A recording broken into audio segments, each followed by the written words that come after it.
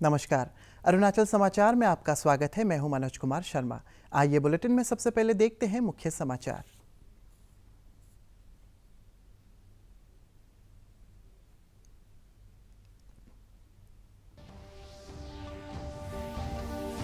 भाजपा कार्यकर्ताओं द्वारा पूरे देश में आज मनाया जा रहा है प्रधानमंत्री नरेंद्र मोदी का 71वां जन्मदिन। राष्ट्रपति, उपराष्ट्रपति, केंद्रीय गृह मंत्री, सूचना एवं प्रसारण मंत्री, अरुणाचल प्रदेश के मुख्यमंत्री सहित कई वरिष्ठ नेताओं ने प्रधानमंत्री को दी जन्मदिन की शुभकामनाएं। पीएम के जन्मदिन पर आज देश में रिकॉर्ड कोविड टीकाकरण। कृषि मंत्री तागे ताकी के नेतृत्व में भारतीय जनता पार्टी किसान मोर्चा की राज्य इकाई ने प्रधानमंत्री नरेंद्र मोदी के 71वें जन्मदिन के अवसर पर राजभवन में राज्यपाल डॉक्टर बी.डी. मिश्रा को किया सम्मानित। पीएम मोदी के जन्मदिन को किसान जवान सम्मान दिवस के रूप में भी मना रही है भाजपा किसान मोर्चा। Arunachal Pradesh legal services authority ने आज़ादी का अमृत महोत्सव के तहत ईटानगर राजधानी क्षेत्र में विभिन्न स्थानों पर आयोजित किया विशेष विधिक जागरूकता कार्यक्रम। राजधानी क्षेत्र के विभिन्न संस्थानों में जाकर लीगल सर्विस वॉलंटियर्स ने लोगों को की कानूनी जागरूकता पैदा करने का किया प्रयास।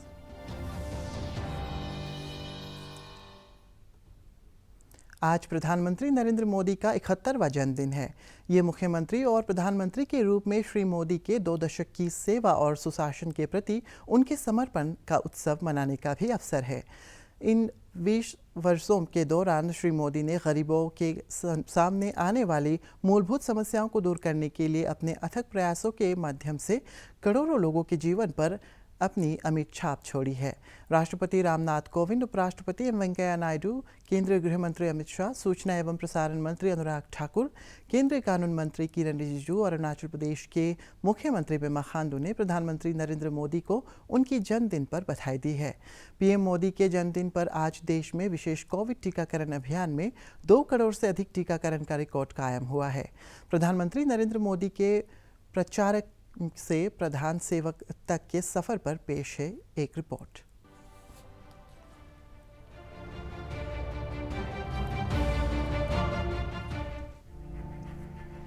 सदियों पहले जब दुनिया के कई हिस्सों में लोग ज्यादातर रूप से खाना बदोश के रूप में ही रहा करते थे, लेकिन हिमालय के दक्षिण में सिंधु से लेकर कावेरी तक, गंगा से महानदी तक और ब्रह्मपुत्र से लेकर नर्मदा तक भारत भूमि में सभ्यता अपना रूप, रंग और आकार ले चुकी थी। योग, दर्शन और आध्यात्म का ज्ञान देश के जनमानस के बीच समृद्ध हो चुका था। गणितीय और खगोलीय गणना में देश पारंगत था, लेकिन समय का चक्र घूमता हुआ गुलामी के कालखंड तक जा पहुंचा। समृद्ध विरासत वाला देश उस दौर में अवसाद में डूब गया। परंपरा से चले आ रहे ज्ञान को भूल बैठा। सदियां बीतती चली गई और 19वीं सदी की शुरुआत हुई। सदी के आखिर में स्वामी विवेकानंद ने सामर्थ्यवान भारत को झकझोरा और विश्व बंधुत्व का संदेश दुनिया में प्रसारित किया। आजादी के तकरीबन 1 दशक बाद विवेकानंद के वही संदेश एक और असाधारण बालक के मन मस्तिष्क पर प्रभाव डाल रहे थे। गुजरात के वडनगर में रहने वाला ये बालक कोई और नहीं बल्कि मौजूदा प्रधानमंत्री नरेंद्र दामोदर दास मोदी ही थे। उन्होंने ठान लिया कि भारत के गौरवमयी विरासत को एक बार फिर वैश्विक पटल पर पहचान दिलानी है।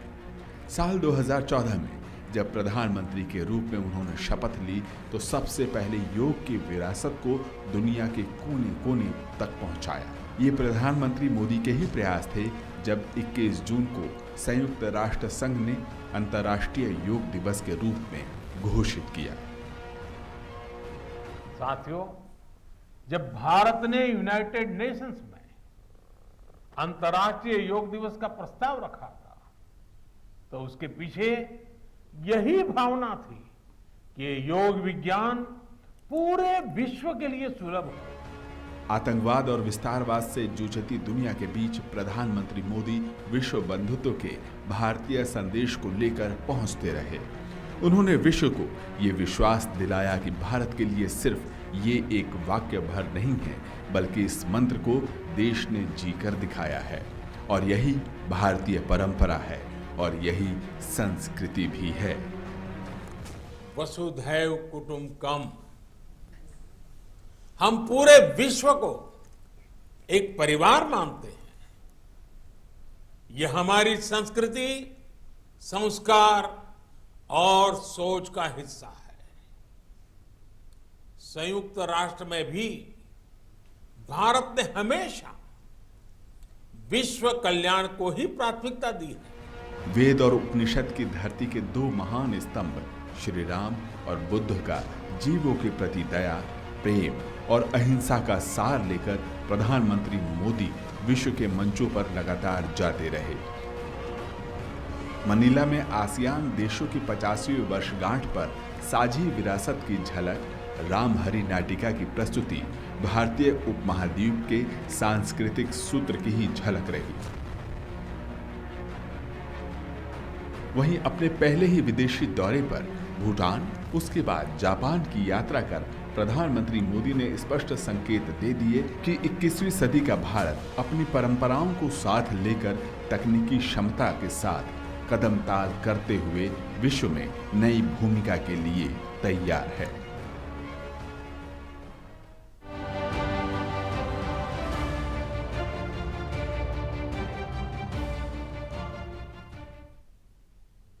कृषि मंत्री तागे ताकी के नेतृत्व में भारतीय जनता पार्टी किसान मोर्चा की राज्य इकाई ने आज प्रधानमंत्री नरेंद्र मोदी के 71वें जन्मदिन के अवसर पर राजभवन में राज्यपाल डॉक्टर बी.डी. मिश्रा को सम्मानित किया। भाजपा किसान मोर्चा पीएम मोदी के जन्मदिन को किसान जवान सम्मान दिवस के रूप में मना रही है। मोर्चा ने राज्यपाल को भारतीय सैन्य बलों के सदस्य के रूप में देश की उत्कृष्ट सेवाओं के लिए प्रशस्ति पत्र प्रदान किया। राज्यपाल ने भाजपा किसान मोर्चा के अभियान की सराहना करते हुए कहा कि देश की समृद्धि में किसानों और जवानों दोनों का समान योगदान है। राज्यपाल ने किसान मोर्चा से पीएम मोदी की आत्मनिर्भर भारत योजना को सफल बनाने के लिए सक्रिय योगदान देने को कहा है।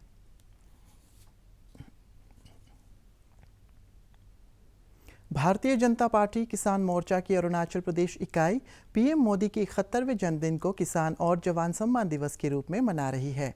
इस अवसर पर ईटानगर में आयोजित कार्यक्रम में कृषि मंत्री तागे ताकी, स्वास्थ्य मंत्री आलो लिबांग, प्रदेश भाजपा अध्यक्ष व्यूराम वाघे सहित किसान मोर्चा के कई सदस्य मौजूद थे। अपने संबोधन में कृषि मंत्री ने कहा है कि प्रधानमंत्री नरेंद्र मोदी के नेतृत्व में देश में किसानों को आत्मनिर्भर बनाने के लिए कई योजनाएं चलाई जा रही है। उन्होंने इस अवसर पर देश की आज़ादी, सुरक्षा और खुशहाली के लिए समर्पित जवानों और किसानों के योगदान को याद करते हुए कहा है कि सरकार उनके कल्याण के प्रति वचनबद्ध है।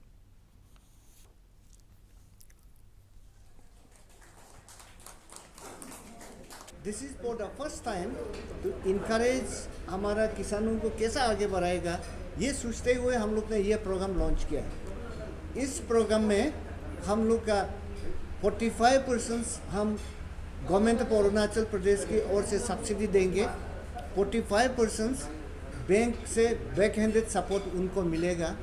सारा फॉर्मूले जितना भी डिजाइन फैक्टर्स का है वो हम लोग पूरा करके रखी हुई है। और हम लोग ने हमारा जितना कृषि विभाग में जैसा हॉर्टिकल्चर, एग्रीकल्चर है एंड डिप्टी कमिश्नर्स का ऑफिस को मोबिलाइज करके इन लोग को इनकरेज करने के लिए बनाया है। ईस्ट सियांग जिले के पासीघाट में आज पीएम मोदी के जन्मदिन पर आयोजित किसान जवान सम्मान कार्यक्रम में भूतपूर्व सैनिकों और प्रगतिशील किसानों को सम्मानित किया गया। इस अवसर पर भाजपा के पूर्व विधायक तातुंग जामो, भारतीय वायुसेना के सेवानिवृत्त अधिकारी मोहंतो पांगिंग सहित अनेक गणमान्य व्यक्ति मौजूद थे। श्री पांगिंग ने आज़ादी के अमृत महोत्सव और पीएम मोदी के जन्मदिन पर सैनिकों और किसानों के सम्मान में की सराहना करते हुए कहा है कि इससे देश की खुशहाली और प्रगति के लिए उनका मनोबल बढ़ेगा। बर्थडे के अवसर पर आज जो हमें पूर्व सैनिक और प्रोग्रेसिव फार्मर्स को सम्मानित किया, उसके लिए मैं भारतीय जनता पार्टी और जो नेशनल लीडरशिप है उसको बहुत बहुत धन्यवाद देता हूँ। हम पूर्व सैनिक एक ही चीज़ बोलना चाहेंगे। प्रधानमंत्री नरेंद्र मोदी ने कहा है कि संघीय सहयोग संगठन क्षेत्र SCO के सामने आने वाली समस्याओं का मूल कारण कट्टरता का बढ़ना है। उन्होंने कहा है कि अफगानिस्तान में हाल के घटनाक्रम में कट्टरपंथ से उत्पन्न चुनौतियों को और अधिक स्पष्ट कर दिया है। वीडियो कॉन्फ्रेंस के माध्यम से संघीय सहयोग परिषद के राष्ट्रीय अध्यक्ष की 21वीं बैठक के पूर्ण सत्र को संबोधित करते हुए श्री मोदी ने कहा कि इस सत्र में सबसे बड़ी चुनौती शांति, सुरक्षा और विश्वास की कमी से संबंधित है। प्रधानमंत्री ने कहा है कि कट्टरपंथ के खिलाफ लड़ाई न केवल क्षेत्रीय सुरक्षा और विश्वास के लिए ज़रूरी है, बल्कि युवाओं के उज्जवल भविष्य को सुनिश्चित करने के लिए भी ज़रूरी है। प्रधानमंत्री ने कहा है कि भारत मध्य एशिया के साथ संपर्कों को बेहतर बनाने के लिए प्रतिबद्ध है, क्योंकि उसका मानना है कि मध्य एशियाई देश भारत बाजारों से जुड़कर लाभ उठा सकते हैं। श्री मोदी ने कहा है कि संगठन के सदस्य देशों को प्रतिभाशाली युवाओं को विज्ञान और तर्क संगत सोच के प्रति प्रोत्साहित करना चाहिए। उन्होंने कहा है कि देश नवाचार को बढ़ावा देने के लिए स्टार्टअप्स और उद्यमशीलता को एक साथ ला सकते हैं। उन्होंने संगठन के नए सदस्य ईरान का स्वागत किया और 3 नए संवाद भागीदारों सऊदी अरब, मिस्र और कतर का भी स्वागत किया है। मुख्यमंत्री पेमा खांडू ने गुरुवार को बोमडीला से वर्चुअल माध्यम से पीएम केयर फंड से कोविड महामारी के खिलाफ लड़ाई के लिए अंजाव कामले रोइंग और तोमोरिबा स्वास्थ्य एवं चिकित्सा विज्ञान संस्थान में स्थापित पीएसए ऑक्सीजन प्लांट का उद्घाटन किया। मुख्यमंत्री ने कहा है कि प्रधानमंत्री नरेंद्र मोदी के नेतृत्व में केंद्र सरकार ने अरुणाचल प्रदेश में पर्याप्त मेडिकल ऑक्सीजन की आपूर्ति के लिए प्रभावी कदम उठाया है और पिछले कुछ महीनों में राज्य के कई जिलों में कोविड अस्पतालों में पीएसए ऑक्सीजन प्लांट स्थापित किए गए हैं। नेशनल लीगल सर्विस अथॉरिटी के तत्वाधान में Arunachal Pradesh legal service authority ने आज़ादी का अमृत महोत्सव के तहत आज ईटानगर राजधानी क्षेत्र में विभिन्न संस्थानों पर विशेष विधिक जागरूकता कार्यक्रम आयोजित किया। ये विधिक जागरूकता कार्यक्रम पूरे राज्य में आयोजित किए जा रहे हैं। स्टेट लीगल सर्विसेज अथॉरिटी की टीम ने राजधानी क्षेत्र में Sara institute of medical science, mother टोनिएक प्राइमरी स्कूल, मिशनरीज चैरिटी सहित विभिन्न संस्थानों में जाकर लोगों में कानूनी जागरूकता पैदा करने का प्रयास किया। जागरूकता अभियान में स्टेट लीगल सर्विसेज अथॉरिटी के वकीलों और पैरालीगल वॉलंटियर्स ने महत्वपूर्ण योगदान दिया। Term that is called Amrit Ka Mahotsav. This is a month of Amrit Ka Mahotsav going on, and then related to that Department of Justice has directed the NALSA, National Legal Services Authority, to conduct an awareness drive for common citizens, like awareness programs, and then showing the Lok Adalat mobile van. We have a Lok Adalat mobile van which goes from district to district, place to place, and give a doorstep awareness program, that is access to justice. मुख्यमंत्री पेमा खांडू ने तवांग जिले में निर्माणाधीन 500 metre लंबे Nechiphu tunnel के निर्माण कार्य का जायजा लिया। अधिकारियों ने उन्हें बताया है कि इस टनल का निर्माण कार्य अगले वर्ष के मध्य तक पूरा कर लिया जाएगा। उन्होंने बताया है कि इस टनल का निर्माण कार्य पूरा होने से वेस्ट कामेंग जिले में तवांग के बीच की दूरी करीब 5 किलोमीटर कम हो जाएगी और एलएसी पर भारतीय सैनिकों की आवाजाही आसान होगी। मुख्यमंत्री पेमा खांडू ने वर्चुअल माध्यम से जिला उपायुक्तों और राज्य के कृषि विभाग के अधिकारियों के साथ राज्य में ऑयल पाम की खेती को बढ़ावा देने के लिए कृषि संबंधित केंद्रों और राज्य की योजनाओं के अमल की समीक्षा की। भारत का शानदार स्वाधीनता संघर्ष आधुनिक विश्व के महत्तम संघर्षों में से एक है। दूरदर्शन समाचार द्वारा प्रसारित किए जा रहे आज़ादी का सफ़र में आज हम बात करेंगे स्वतंत्रता सेनानी ईवी रामासामी के बारे में।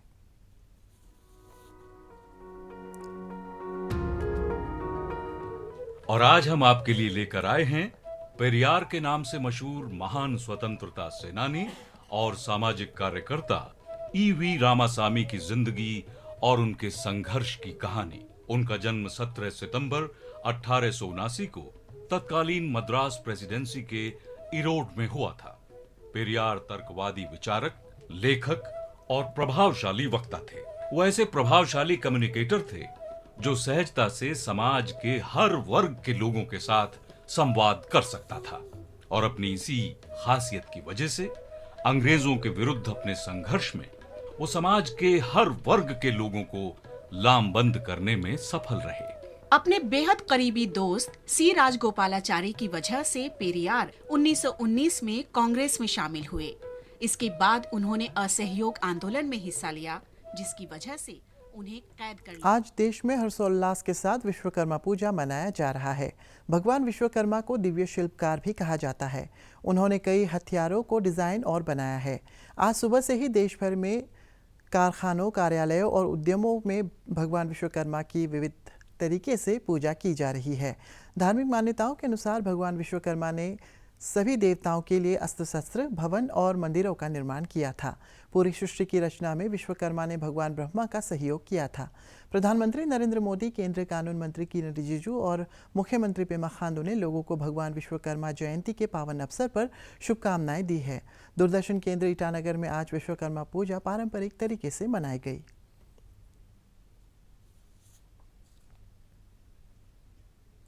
लोंगडिंग जिले के वक्का विलेज में नववर्ष पर्व बान्याक परंपरागत तरीके से मनाया गया। गांव के लोग सुख, शांति और अच्छी फसल के लिए इस त्योहार को मिलकर मनाते हैं। इस अवसर पर पारंपरिक वाद्ययंत्र और हथियारों के साथ लोग इस त्योहार को मनाते हैं। इस त्योहार में युवाओं से लेकर वरिष्ठ नागरिकों तक सभी की सहभागिता होती है।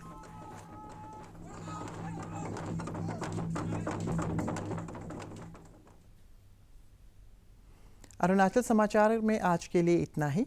जाने से पहले आप सभी से अनुरोध है कि कोविड-19 के दिशा निर्देशों का पालन करें।